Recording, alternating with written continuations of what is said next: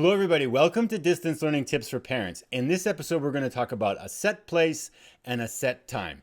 A very short episode highlighting two very important concepts.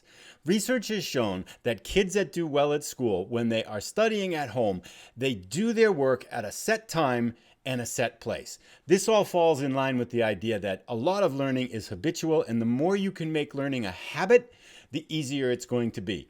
Let's take a quick look at each one of these two things mean. A set time.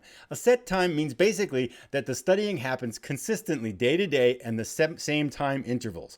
This highlights back the idea a little bit we talked in the first episode about having a good schedule for your kids that they can anticipate and understand and expect what's going to happen. I'm going to try to put a link down below of a sample schedule for middle school students that you can extrapolate out for younger kids or extrapolate up for high school students too. But it highlights the idea of kind of good breaks, a nice schedule, and set times when things are happening so kids get used to a routine for learning. A set place. Let's talk about that.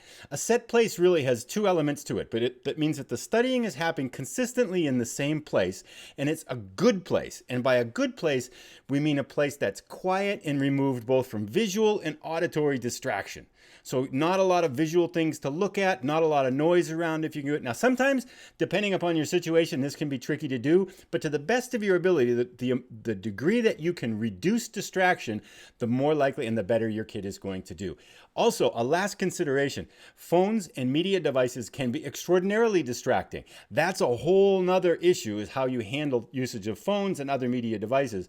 But they can be a huge distraction and definitely factor into the idea of finding a good place. That oftentimes means putting a phone or other device in a different room, out of sight, so it can't distract you in any way. Hopefully that helps. We'll drive on with more tips shortly.